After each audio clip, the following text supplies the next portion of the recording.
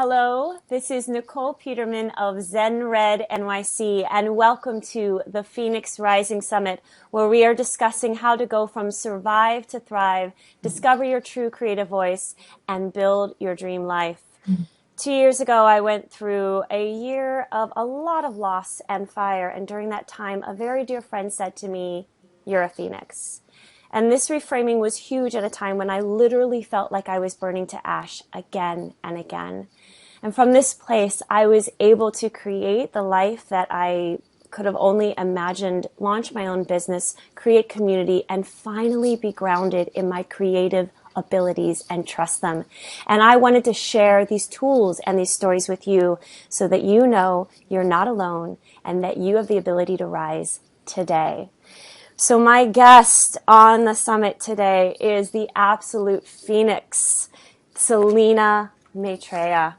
She is a published author, public speaker, and transformational agent, offering empowering one-on-one and group teaching for individuals and business leaders who seek to integrate their spiritual values into their world via their daily life in order to achieve an existence that is peaceful, meaningful, and abundant. Selena, welcome. Thank you so much. It's a pleasure to be here. Thank you so much. I feel deeply honored to have you here. Thank you. So I would love to begin by introducing you to the audience here today with a little bit of background on you. And what led me to you was your story, your Phoenix story that I like to think of it as, but you have a beautiful framing around it. And you talk about it as an event.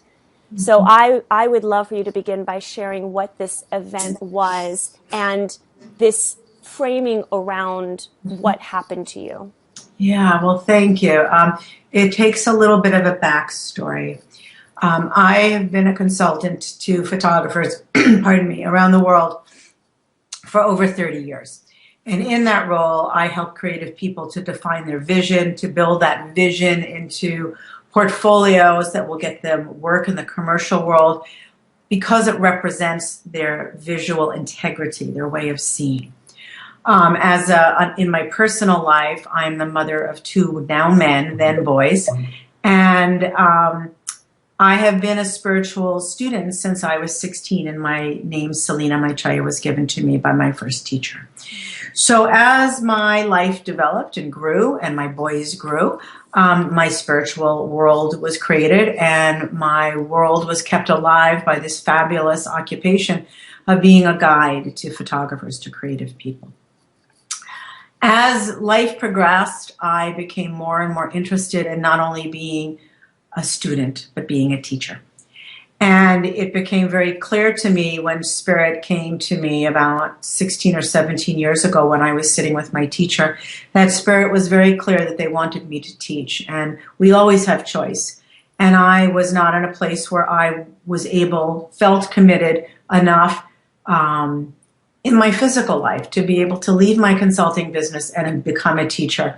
I was going through a divorce, and I knew I would really want to step up to the plate and be able to be financially responsible for my boys.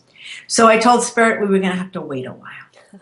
And it would be a little bit. And so it was. And so I continued on in my coaching of artists. I started to hold gatherings at my house where we would meditate each week. I held teachings. I became involved in teaching without becoming a teacher as a permanent job. And I became more and more excited about being a teacher. And I became really, at a certain point, wanting to find a way to become a teacher as my kids got older and went to college and their lives developed. I would say about 4 years ago, I really got to a point where I was asking Spirit, how do I transition? This is my time. I don't know how to do it. My life, Nicole, was very busy. It was very large. I was doing international conferences online. I was creating a whole online business. I was consulting one-on-one. I was lecturing around the world 10 times a year. I had my boys, I had my house, I had my gardens. We were saving land. We were saving theaters. There was a lot going on. I didn't know how to find the space, and I didn't know what my teaching was supposed to be. So Spirit, I'm connected 24/7, and Spirit said, just hold on. Stop striving. Stop pushing. And so I did, and I listened, and I put it to the side. And a few months later, I got the directive to sell my house, that it was my time. It was my time to move on. My kids were grown. I had done my job for the last 14 years, and this was my time. So I put my house on the market. It sold in a day. At the top of its price point, my friends say, oh my gosh, you must have had your house like really down there. No, it was at the top of the price point, and it sold right away. And I spent the next 6 months taking it apart.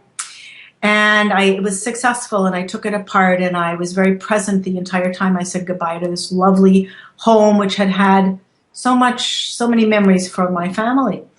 And the last week before our closing, I was waiting on apartments here in New York City, where I'm now sitting, and planned to go to my closing, get in my car, go see my friends for my first vacation in over maybe 8 to 10 years, like true vacation where I wasn't lecturing, and then just wait to hear about New York, and then go to New York to this new life of mine, this new world for the first time, where I didn't have responsibilities in the same way to boys, and I was going to see what happened, what's out there. I was going to continue to consult, but Spirit had said, we will show you the way when the time is right. So this was the time.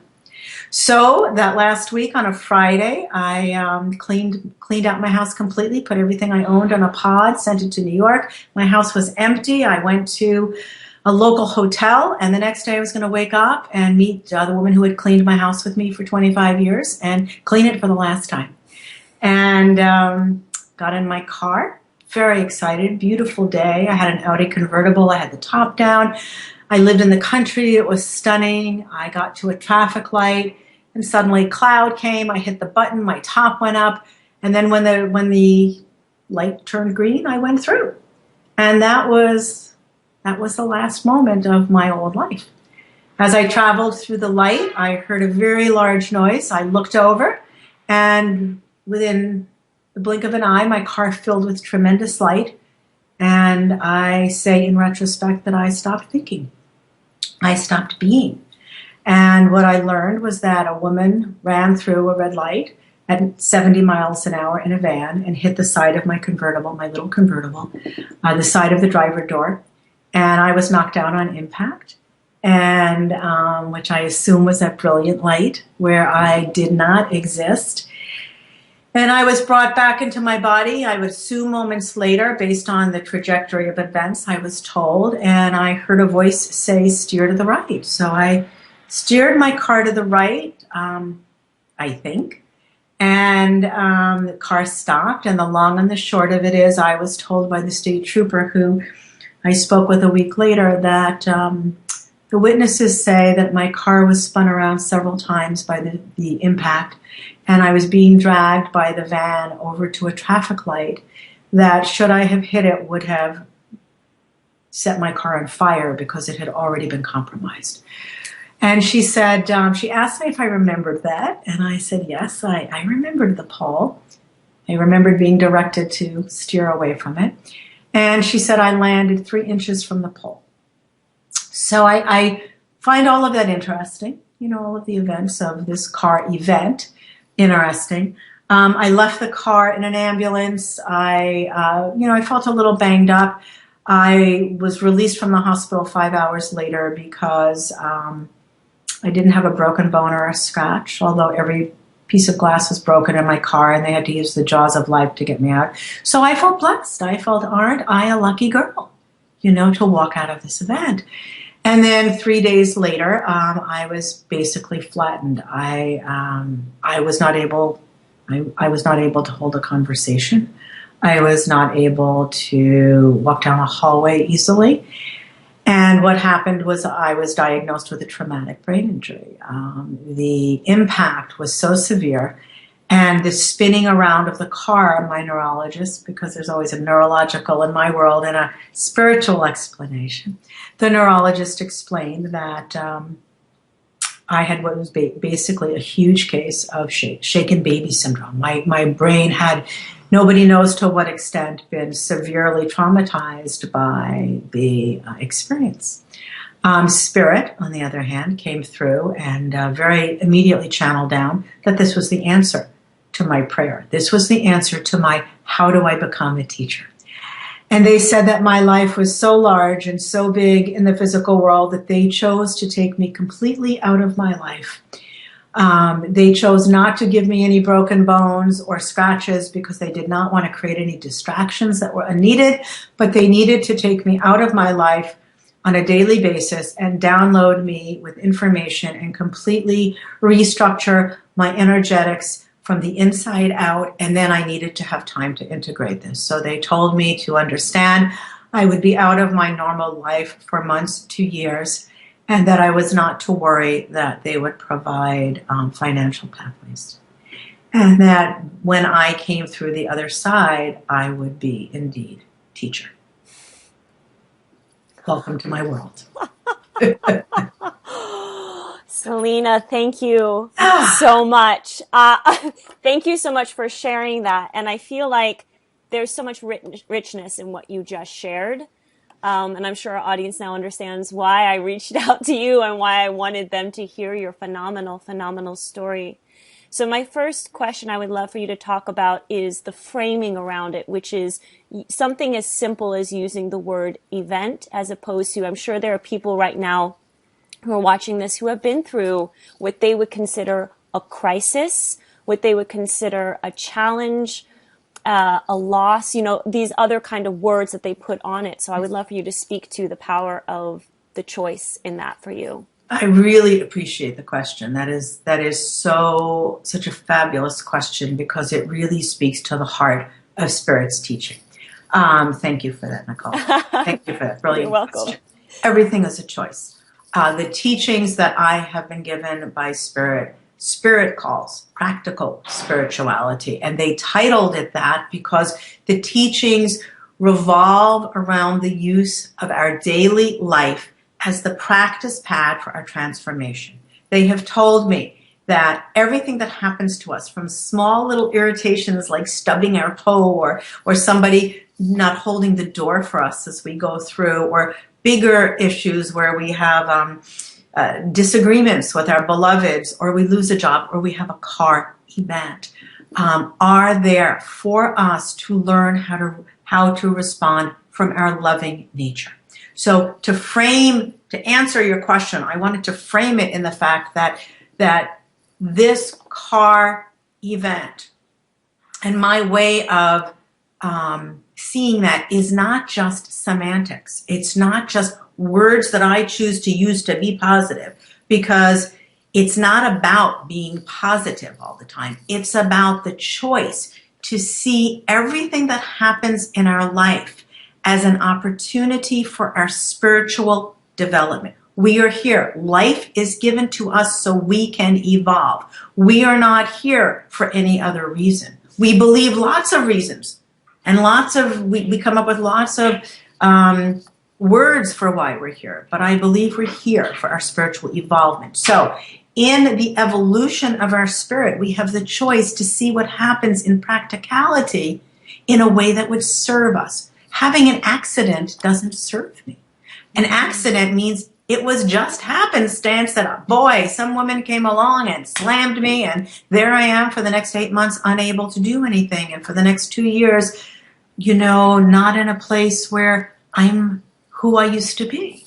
So when we look at each event as an opportunity for our growth, we then say, what am I to learn from this? What is the place? And that is a place of openness and expansion. When we go to accident and woe is me and look at what so-and-so did to me and oh my God, poor me, and we get into the stories of what doesn't work, we're then seated in a very closed state. And it's all about the physicality of what's going on, not the higher dimension of who we are in the midst of that physicality. So in my world, everything is choice, and everything is an opportunity to grow my intuitive body, which is how I define that spiritual higher knowing that I am, and have that spiritual knowing direct my life. If I wanted to direct my life, I have to choose to see the world through the path of that intuitive body. And so that's why I not only call it an event, but I walk through my life in the energy of it being an event rather than an accident. I would love, thank you for that. Again, so much richness that I'm trying to figure out like what to pick and choose. I would love for you to speak, because you have this incredible background of working with photographers. You understand the creative process intimately.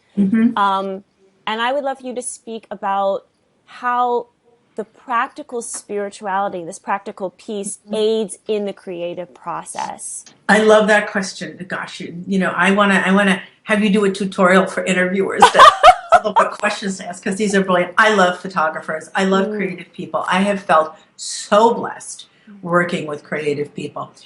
Photography, and I don't think it's just photography, but photography has been defined as a combination of science and magic. And I think you can say that about dance, and I think you can say that about painting, and I think you can say that about writing, because within each of the artistic disciplines, there is a piece of science. In photography, the science is a camera. The science is composition. The science is lighting. The science used to be the dark room, and now it's post-production. In dance, one of my clients who's a photographer is also a dancer. There's a science in dance. There's a science in movement. There's a science for artists in singing. There's a science in the equipment and painting and paintbrush and in paint and canvas. So there's always the science, but then there's the magic. And the magic through photography, and I believe the magic through writing and through music and through dance, is that space that an artist inhabits, where they open up and they are so present in that moment that they allow the divinity to flow through them and create whatever is to be created. For a photographer, they may be shooting a fashion shoot, and there's all kinds of specifics in the science world. There's models to choose, there's lighting, there's wardrobe, there's hair and makeup. But then when they're there with the model, it's just the two of them, and they create this energy that they need to inhabit in order for that moment to come through that they can record. Because there's no moment that's about wardrobe or about makeup or about lighting. All of those create the atmosphere. And then if the photographer doesn't allow themselves to enter that space for the energy to flow through, then all they have is makeup and wardrobe and lighting and components. And it's the same thing with an artist. It's the same thing with a writer. So creativity is a very magical place to dwell. And I think every artist that I've ever spoken to, every creative person knows what I'm talking about. Do they always have the access? No. The access is what they really seek to step into, because you don't work towards it. You work towards letting everything go so you can be in that space. So that's what I'd say. Practical spirituality is helpful in the creative mode. The work behind practical spirituality, because the nature of practical spirituality is to use our daily life as the transformational tool for our spiritual and personal growth. And what does that mean? It means learning how in every moment to be connected to the intuitive guidance. And we do that with certain steps. We do that by using our relationships and our difficulties and the challenges in our life as the opportunity to learn how to respond to each with patience and kindness and compassion and understanding and grace and gratitude for ourselves, as well as extending those energies to other people. And that sounds really easy because these are words that we know, but it's very difficult to do. So there are steps that Spirit has me work with people on, and I have a new page that we're creating that people can access on my website and utilize tools that will help them. But when we sit down and we make a choice that our life is going to be one where we walk in the energies of love, that energy of love is the energy that sits in all of us. That intuitive body, that higher knowing, I call the intuitive body, is in each one of us. It's what we're born with. So when we choose in our moment-to-moment life to access that, we're accessing it. It's like building a muscle. You don't go to the gym and pick up a weight and use it 15 times, several repetitions, and go home and it shrinks up. No, it's still there. We pick up a chair, we move the chair, we're building that muscle. We pick up a plant, we push the plant, we're moving that muscle. It's the same way with our intuitive body. As we choose to use our intuitive body and bring it more into our daily life, it's going to be there in our creative endeavors. The opening to stepping into that space of mystery and magic won't be foreign to us because we're using that in our daily life. So when we access this energy of love of who we are in our relationship to other people, we are seated in that, and then the access to that, to experiencing that in moments of creativity, is much less difficult. It's very difficult for people who are grounded in their ego, grounded in their thinking, grounded in their reactivity, to access that place of creativity, of love, when they want to write a book or they want to paint, because they're not in practice with it. They're not in tune with that. I love this because I feel like you're coming back to, I wonder, this is what I'm feeling, and I'm wondering if other audience members are too, that there's that moment when we all began our craft, right? And it came from a place of passion. It came from the intuitive body. As a child, I loved to spin around my living room, you know. Yes, I became a dancer, or I loved my creative writing projects.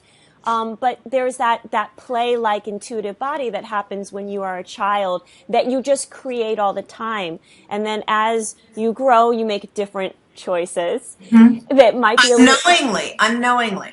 That might be based a little bit more, and as you were saying, with the ego mind. And what you're talking about is coming back into this openness and this place of choice. So let's use we'll say with the photographer, because this has been so much your world and it really applies to anybody that's looking to create.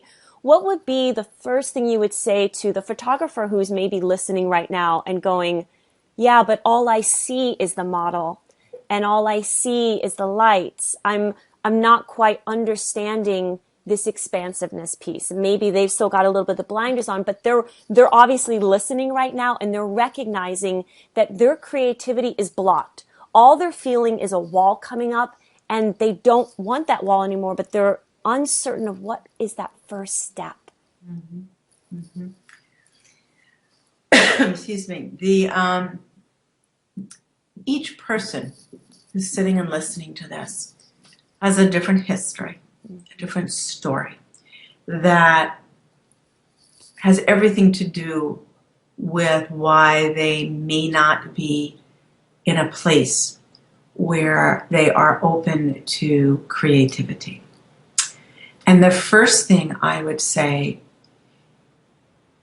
is I would ask them to do a sensory opening meditation, to really consider the fact that their senses of sight, their senses of hearing, their senses of smell, their senses of touch are probably incredibly dampened to closed.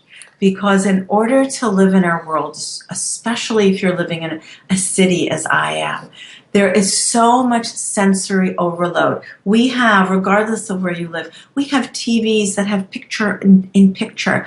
We have people who are listening to having their lives go on while the TV is running in the background, while music is going on, while kids are talking. We have people who are driving in their cars and their phones are ringing and they have the radio on. We are inundated with sound and with noise and with information. And what we unconsciously do is we shut down our senses in order to just survive. And so one of the most powerful practices that a photographer or an artist can do is to put themselves through a series of sensory opening meditations. And really it can start with 2 different steps. One of which is to give yourself 5 minutes a day, 3 times a day, 5 minutes. 5 minutes in the morning, 5 minutes in the afternoon, which will be the most difficult to remember, and 5 minutes at night. And all you do is sit and close your eyes and breathe. Do nothing more than breathe and put your attention on your breath. Putting your attention on your breath is the key. Simple as this sounds, and this will sound so simple to some people that they won't do it. Choice. And it'll sound so simple to other people that they'll be curious. Choice. And it will be simple to others and they will understand and experience the profundity. Is that a word, profundity? If not, I've made one up. We've made up a new word. The profound nature of this. So I'm suggesting you sit and breathe and put your attention on your breath. What you'll find when you come out of this is all of your systems are slowed down. Your circulatory system, your blood, your breath, all of your systems are closed down. Once you've done this for a week, every day, 2 or 3 times a day, morning, afternoon, and evening, then after this practice, begin to bring in another practice that I would call conscious eating. So I would suggest you give yourself one meal that you eat by yourself. And when you eat this meal, you're going to eat it extremely slowly. And you are going to eat it bite by bite and taste it and smell it and feel all the bites in your mouth going down your throat and really give yourself the joy of conscious eating. Or you can choose to go to a garden, depending on where you're living and what time of year, or go to a florist. Go to a florist. Everybody has a florist within driving distance. Go into the store and walk through this store doing nothing but looking and breathing. You won't be able to touch. It wouldn't be welcomed. But you can look and you can deeply breathe in all of the scents of the flowers. You can go to a fabric store, should you choose, and do the same thing. But here you're touching. You're looking and you're touching. I want you to find a place, whether it's breathing, whether it's conscious eating, whether it's a florist, whether it is a place of a fabric store, where you can engage your senses and do so. And anybody who's sitting there and going, oh my God, how weird is this? Give it a try. That if you're saying how weird is this, it probably means you really need to do this. So those are the very accessible steps, but you need to slow down the systems. You need to be able to slow down your systems in order for this to be meaningful. So these are just some simple practices you can do, because it's not about jumping to some big practice that I might give a photographer or an artist. I want you to own the fact that your systems need to be able to be easily access anything that follows. We always want the big step. Give me the big step. Give me the big answer. And then you try to do it and it doesn't work because you haven't set your systems up to be receptive to it. And or it's so big you forget. And then you don't move forward. So I'm giving you little steps here, but they're very powerful and important ones. And I bet you that 5% of the people listening will follow through. Yeah. I mean, what you're talking about is cultivation. Ultimately, you're talking about the intuitive body. The intuitive body needs to be open in order to receive, in order to create. And this is it's almost like I keep picturing the flower. Yes, and let me say that before the intuitive body, it's not that the intuitive body needs to open, it's the brain needs to slow down. We are now in a place now where we're all intellectually driven. We're emotionally driven. Our egoic mind, which is not our thinking mind, it's a low-level energy field that is in everybody, which Eckhart Tolle would call our pain body, is so activated and so alive, and the egoic mind cannot exist in the same space as the intuitive body. So we're slowing down the physicality, we're slowing down the thinking. And this one practice is not, I agree, is not the only thing that's going to slow it down, but it is the first step for many people who are interested in doing that. So we're talking about slowing down the physicality and the egoic mind and the thinking mind so that the intuitive body has a place to peek in. Because what you brought up before was so true when you were talking about being that girl spinning around the room. We are all born with an intuitive body, and all we are as babies is that. When a baby comes in a room, why are we all so fascinated? Why are we all so drawn to that child? Because that child is nothing more than the intuitive body on full display. The personality hasn't developed. The history hasn't developed. The child has not buried the intuitive body in the trunk of its being. It is full blown right there. And we know it and we want it because it's so buried inside of us and we don't have access. So in order for us to have access, we have to begin the shift of learning how to function and move forward in our world from a place where our intuitive body has space. And that means slowing down the brain, slowing down the emotional system, and building step by step, little by little, space for the intuitive body to live, to be known in physicality. We live in physicality. There are rules here like gravity. So we're energy in form, but that energy is in the form of physicality. So we have to use physicality. We have to physically make choices to do. And one of the physical choices we make is to sit and breathe. The breath has long been defined as the physicality of the soul. Think about that. The breath is the soul. Yoga, aligning the soul, the breath, with the body. That's what yoga is. Yoga studios are full today because people don't know that this is what they're going for. They think it's just relaxation. They come out of it. Well, it's a little awkward at first, but I'm a little relaxed as time goes on, and I'm feeling different. I'm feeling something I didn't feel before. Well, they're feeling their intuitive body coming out and aligning with their physical body. And in this work of sitting and breathing, you'll experience a similar quality.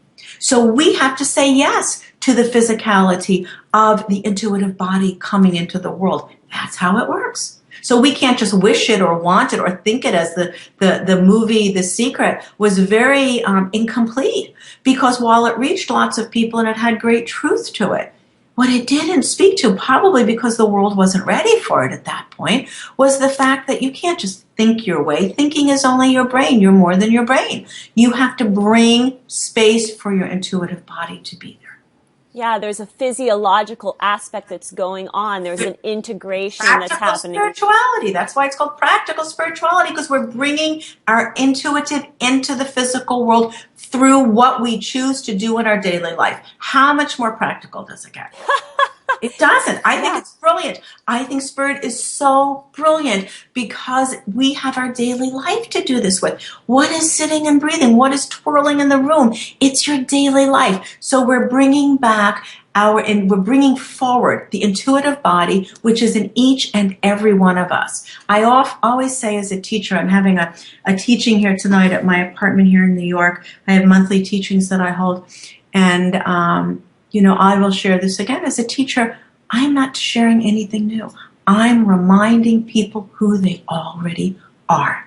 Everyone listening to this, if these words are resonating, it's because you're already seated with this information. And Nicole and I are just conduits for you remembering who you truly are. And I love that you're talking about the first steps, because it is true. You see it all the time. Creatives they have these large, beautiful visions. I mean, amazing visions. And then they get lost in that. And so you're talking about, hey, let's take baby steps and let's cultivate this for yourself so that you are able to achieve what you want, and that, yeah, you're able to get where you really want to be, in a place that is inspired. Right, because each step really unveils the next. And I don't know how to take any creatives from a place of being blocked to being unblocked in one step. If there's somebody that knows how to do that, bless them. And let me know who they are, because I will refer them to lots of people, and open-heartedly so. But it is progressive. We are in human form. This body, this life stream of Selena and Nicole, this is very dense. This is a very dense form. Energy inside of us is very fine. In order for that fine essence to be experienced in a very dense world, it has to come out in steps. Creativity is of the higher realms. And in order for it to be expressed through the density of who we are, you need to learn how to let it out.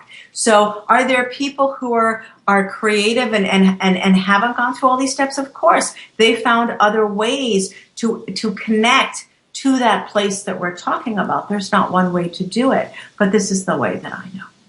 Selena, I would love for you to speak to, you had said to me you really wanted to view adversity as creative, or adversity as opportunity. Mm-hmm. And I would love for you to speak to that for the audience members that are listening right now, and they're like, yes, but this happened to me. They're stuck a little bit in the victim cycle, or just they're not quite sure how to get past how it can help them. How is it an opportunity? Everybody has a story. Everybody has lots of stories. We have lots of stories that go on every second of every day. And when I refer to a story, I refer to what we create around any event that emotionally charged us.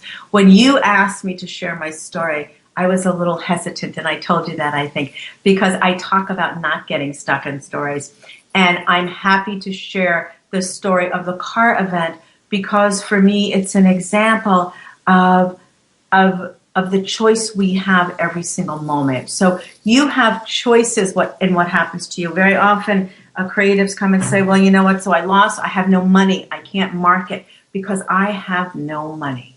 And so they've built this whole story about why they can't.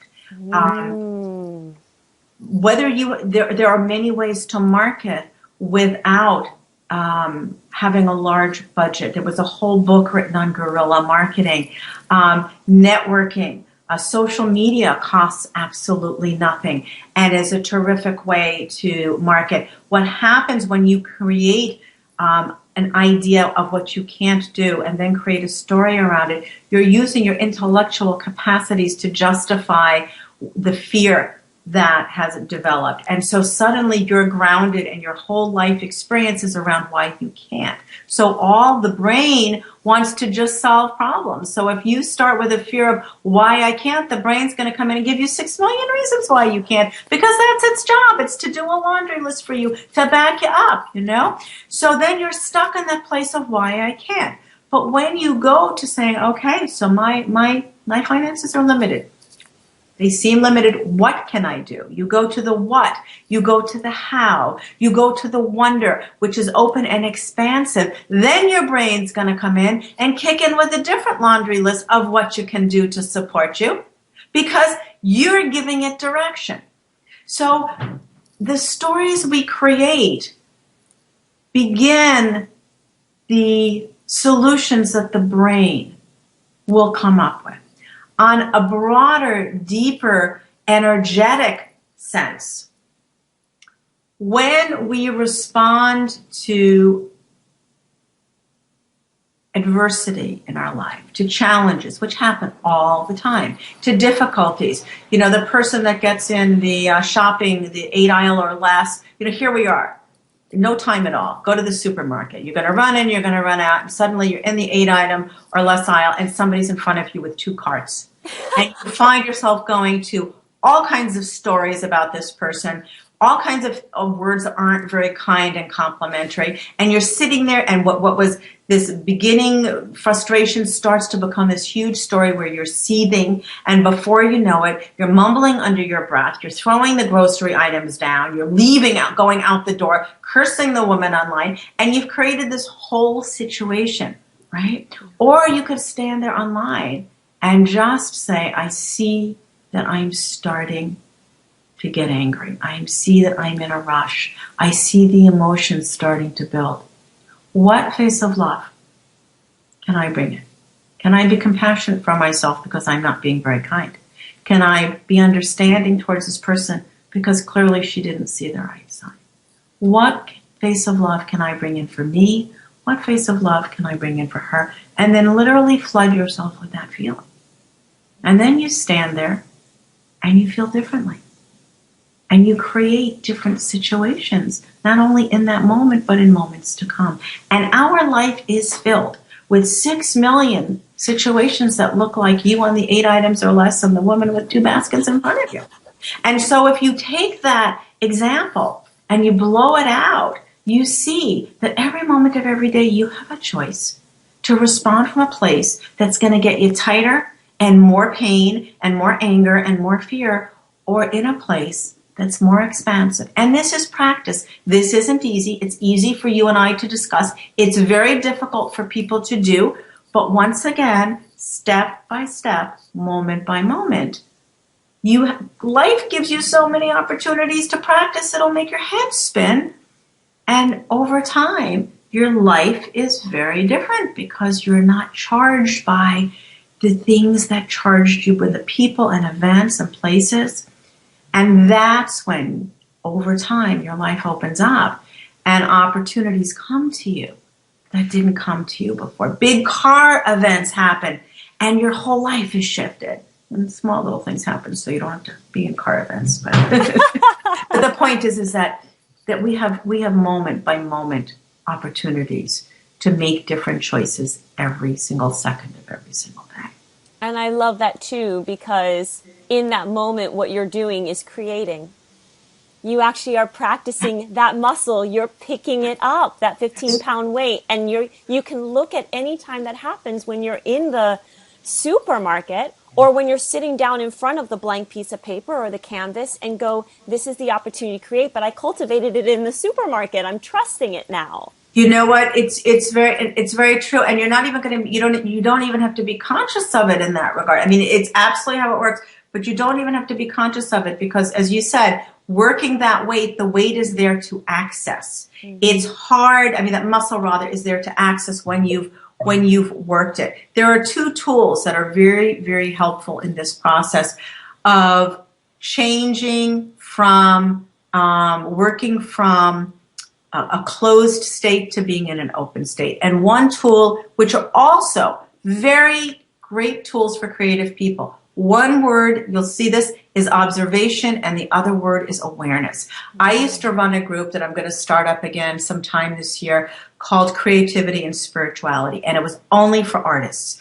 And it was a group where we got together and looked at words that had great resonance in the art world, the world of creativity, and the great resonance in the world of spirit. And 2 of those words were observation and awareness.